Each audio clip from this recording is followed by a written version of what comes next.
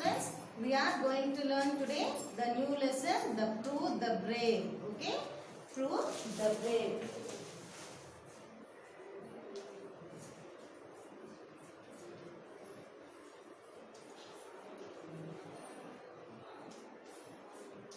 Prove the Brave. Here you can see the picture. Everyone open your textbook and see the picture. Here what they are doing here in the picture. What do you see in the picture? In the picture, the scene of first battle of ancient times have, if you are hearing about that, it is an Indian battle, Nana. It is completely an Indian battle. The soldiers of both sides are in the battle. They are using some old instruments, yes, for warfare. They are like swords, daggers and spades. If the battle is going firstly, okay, the soldiers are very slashing their swords with lightning speed. How they are slashing, it seems, with how the very largely and also very fastly they are not caring each and everyone, and also they are fighting with a fire. When their swords are beating together, they are firing, it seems. So everyone honors soldiers of both sides are wounded seriously. Yes, they are wounded seriously, it seems. So their heads are cut off and they lost their limbs. In the battlefield, they have become red with bloodshed, it seems. How the total the battle it's become, it seems, with a lot of blood, it seems. So then more, what do you think? What causes of war in the world? What is the cause they are doing the battle? Yes, here people who thought they are stronger do wars to make their opponents their slaves, subordinates, and thereby conquering their lands. Every war is triggered by some immediately and some long-term cause. Yes, arms race, territorial conflicts, aggressive nationalism, imperialism, militarism, terrorism, seeking wageful dominations, failure of peace treaties, natural resources, etc. are some of the causes of the wars in the world. Few developed nations are after the natural resources of various other nations, damaging their sovereignty. Yes, so impact of wars on human life, Nana, how they are going to be seen, we are going to learn the lessons. Okay, now how the Prove and the Brave, what is going to be done, we read the lesson. Okay, Prove the Brave. Here Alexander was a king of Macedon. He conquered Greece, Persia, etc. He also made several Indian kings his vassals. Puru was the king of northern India. He was a brave soldier and a true patriot. Here I am reading the lesson, everyone see in the textbook. At the same time, because I can tell the oral part, I am going to read the hard words middle also. You just underline that. Okay. Alexander was the king of Macedon. He is the king of Macedon, it seems. Who is that? Alexander. Yeah, Alexander was a king. He is a king of Macedon. Okay. He conquered Greece. He also made several Indian kings his vassals. In his vassals means in his battle war, he fought with different countries also. Puru was the king of northern. Where he was? Puru was king of northern. And another person who? Puru was a northern king.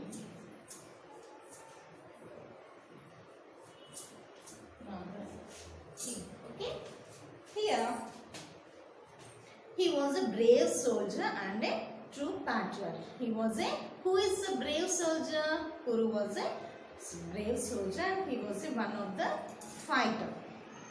Alexander wanted to make Kuru his vassal, so he sent Kuru an offer that he would not fight a battle with Kuru if he agreed to be vassal. But Kuru rejected his offer, so the great battle occurred between Alexander army and Kuru's army. It was such a great battle that Alexander army had to sweat a lot and strive their best to defeat Kuru's army.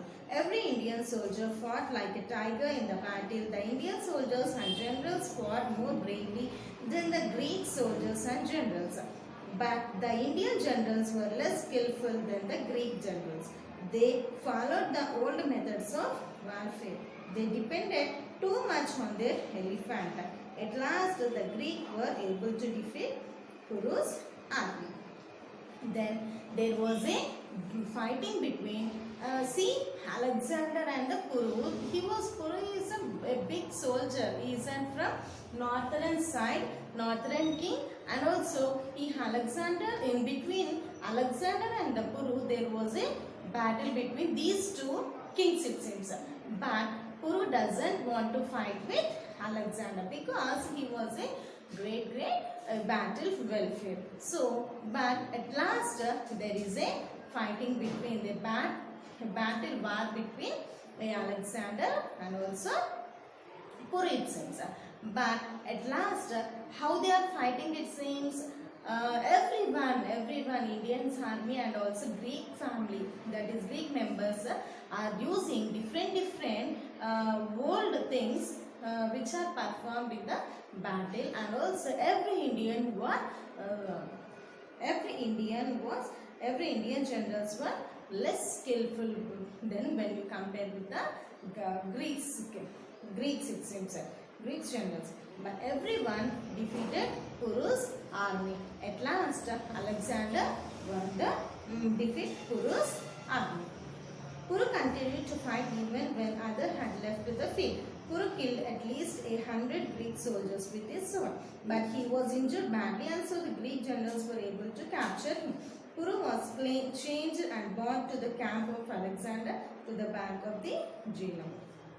But when everyone are defeating the Kuru's, that is India's generals, but Kuru doesn't lose the sword, it means. But when he was continuing, everyone, at least 100 at a time, 100 members, 100 soldiers, he was killed, it seems. At last, he felt with badly, injured with badly, but also Greek generals were able to fight the Kurus.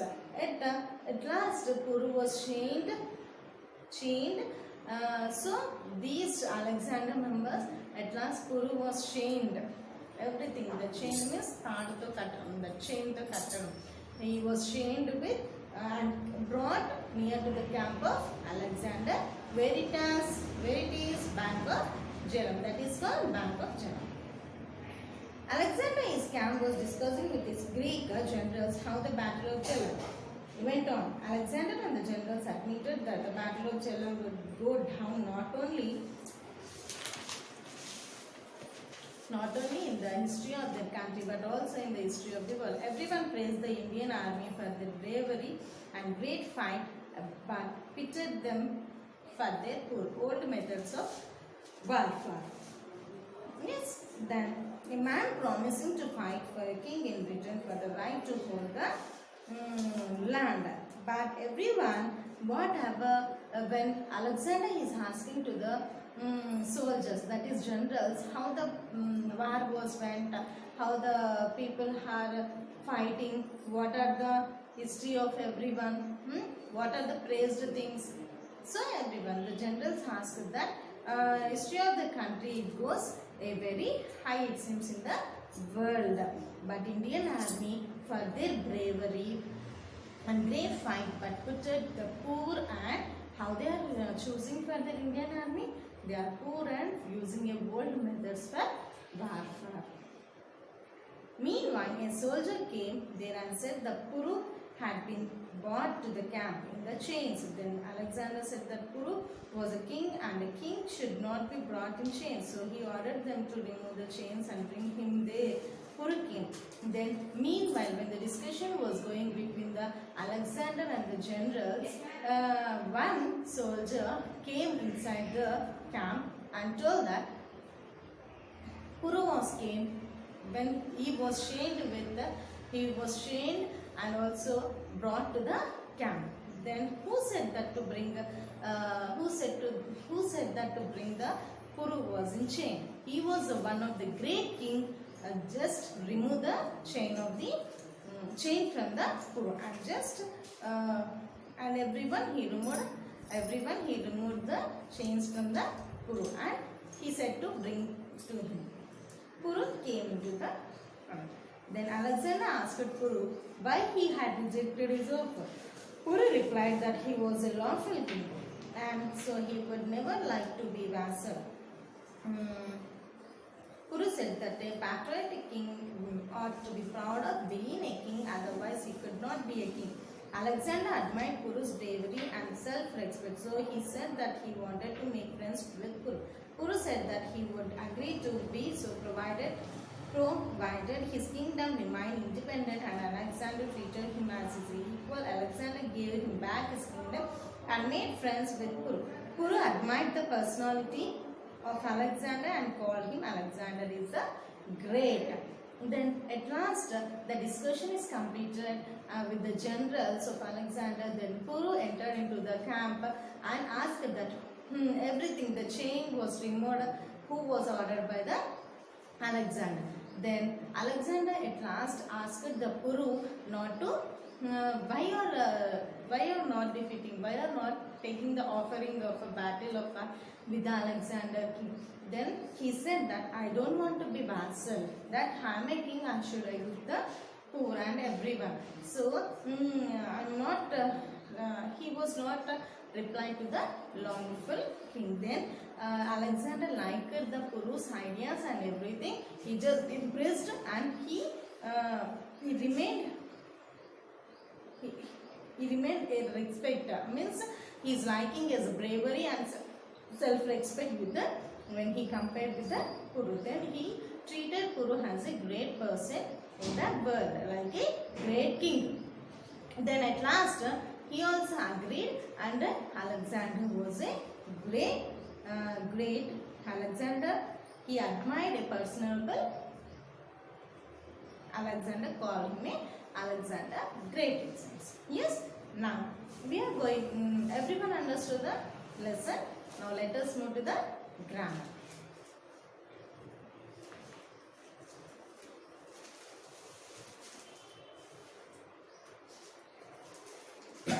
Alexander asked the generals to remove the chains of Kuru because he was a sympathetic Kuru. Everyone open? Everyone open? Choose the correct answer. Then Alexander asked the generals to remove the chains of Kuru because he was a sympathetic Kuru.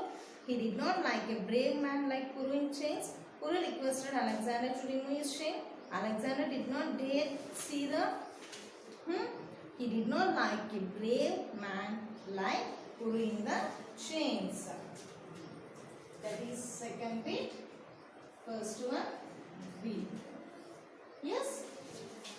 Kuru did not accept Alexander's proposal to be vassal because he was very proud, he was very brave and patriotic, he was not very wise, he did not have respect for Alexander, he was very brave and patriotic. Then Alexander made friends with Kuru because Kuru accepted that Alexander was really great. Alexander wanted to make use of Kuru's service. Alexander liked Kuru's bravery and self-respect. Alexander very kind. Alexander liked Kuru's bravery and self-respect. Okay? Now, Alexander was really great because he defeated Kuru, set him free, respected and made friends with him. Everyone made a respect with Kuru and also make a friends now. Done admired person, no? Yes. Now here some antonyms are from the text they have taken. We have to complete now. Vocabulary now. Which is given.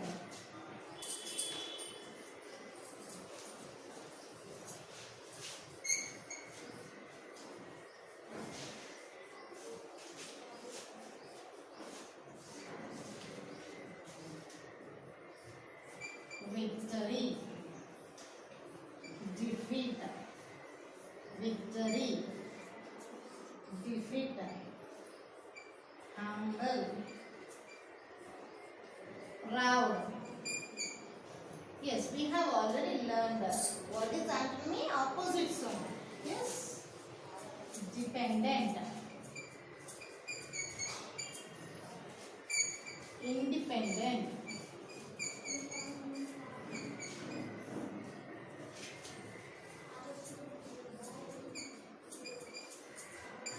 timid,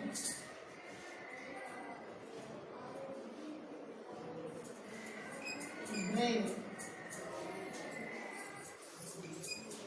accept, reject. Yes, everyone listen, everyone look at the board and write down in the classwork also. Victory, defeat, humble, proud, defeat. Yes, everyone repeat once. Victory, defeat, humble, proud, dependent, independent, timid, brave, accept, reject. These are the antonyms and also we have got it is a opposites also. Yes, don't be confused. Antonyms and also opposites are same. Now, here fill in the blanks they have given in the paragraph with the words they have given in the box. From choosing that which is suitable to the in the fill in the blanks, in the blank we have to complete that.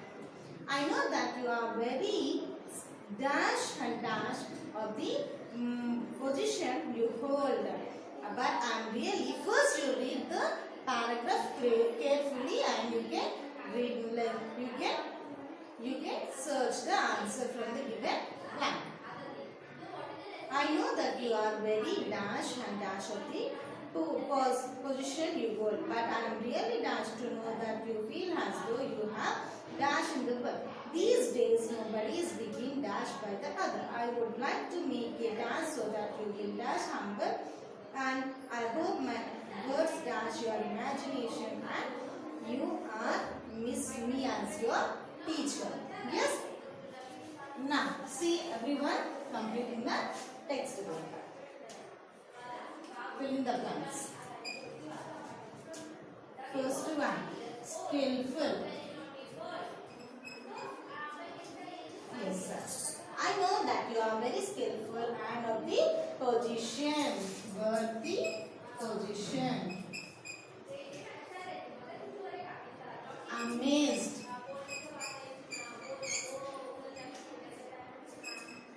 Conveyed.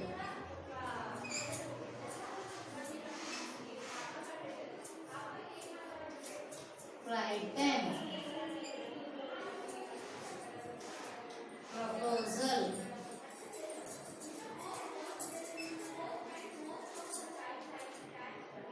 So that you will remain humble. Remain humble. Lawful. Catcher. Respect. Yes, complete this.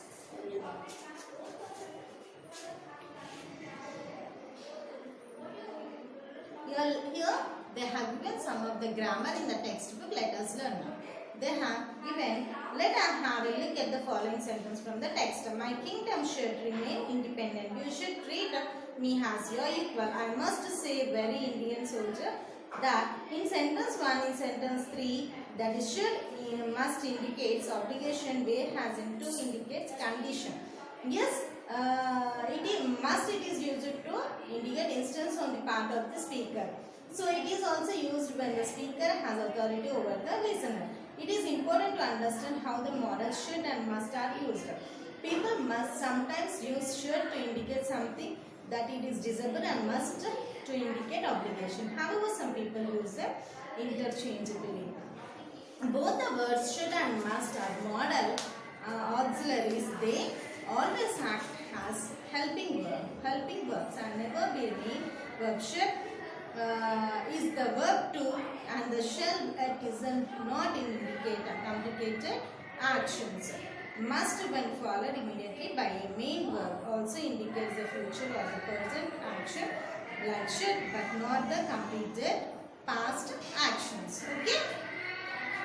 Should is used to indicate obligations. My kingdom. See here, should and must they have given. Should and must. Should and must. Here they have given should. The must you should be used in a proper way. That should means it is compulsory. We use the should. These are should and must. There are some like obligations. Means we use in the sentence where we are going to be asked. Means they are used in a compulsory way that it is to be compulsory. Means it must, should be done now.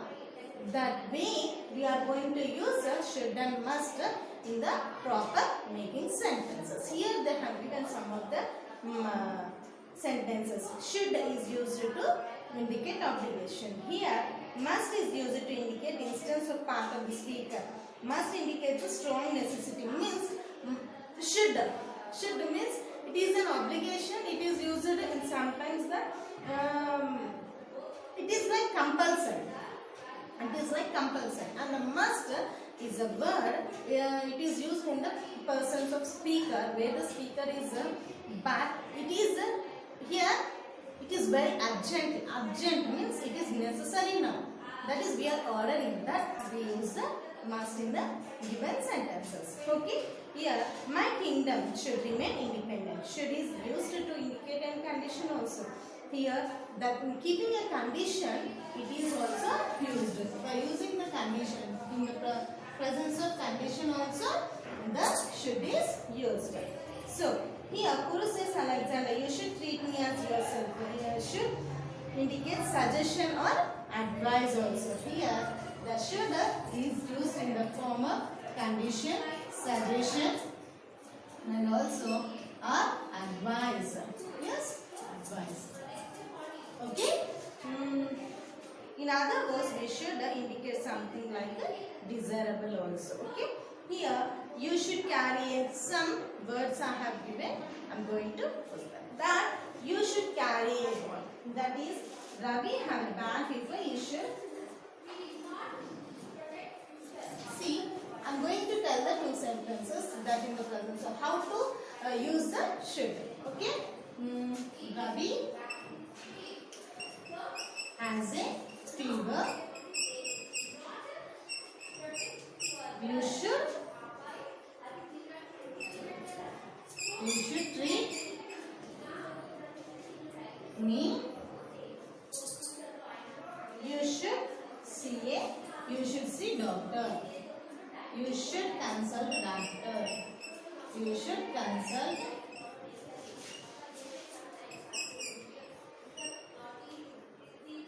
consult doctor. Okay.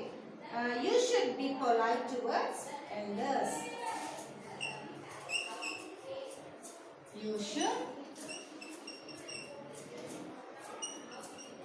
polite with teachers or elders. You should polite with teachers or elders. Okay. Now, must. I told must. It is a necessary type and it indicates to be necessity of something happening, and also in generally the necessity can be in general necessity can be used in many words. That it is used to be compulsory. We are going to the order that is a necessary. Here they have given, I must say every Indian soldier fought like a tiger. When you compare to the lesson, I must say. I'm using must right here. Here also should. I must say everyone fought like a tiger in the bank. War. Yes, here some of the conversation they have given between doctor and patient. Here we have to use must, should. Must not, should not also we have to use it.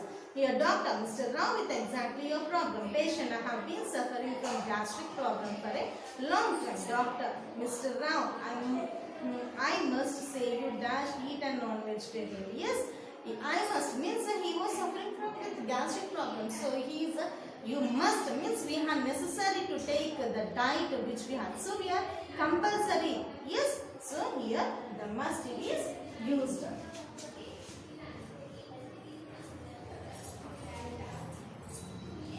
First one is must. Second one should not. Here. Can't. Isn't an egg non-vegetarian? You dash eat and non-vegetarian food for quite some time. In fact, you dash you have stopped eating a long ago. You dash consult me in a week. Should not. Must not. And should is used. I'm sorry, doctor. I dash eat non-vegetarian food no longer. You are quite correct, doctor. I dash take your advice. Eat that. So must. So must. You have must eat non-vegetarian. Must not take your advice. Yes, must. Must not. Must. Should.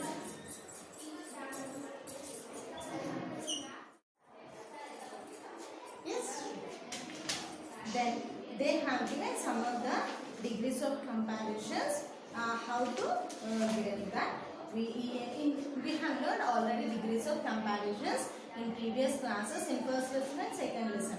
But here the degrees of comparison, if they give in the sentence, how to change that from the post degrees to comparative to superlative in the form of comparisons, in the form of sentences. Here directly in previous class we have learnt post means, for example, big, bigger, biggest, big, bigger, long, longest, longer, longest, thick, thicker, thickest. Like this we have learnt some of the examples and how to identify the post, comparative and superlative. But in these degrees of comparison, if they give the sentences, how we have to be changed into positive and comparative and also superlative, we learn briefly in the next class. Okay, thank you.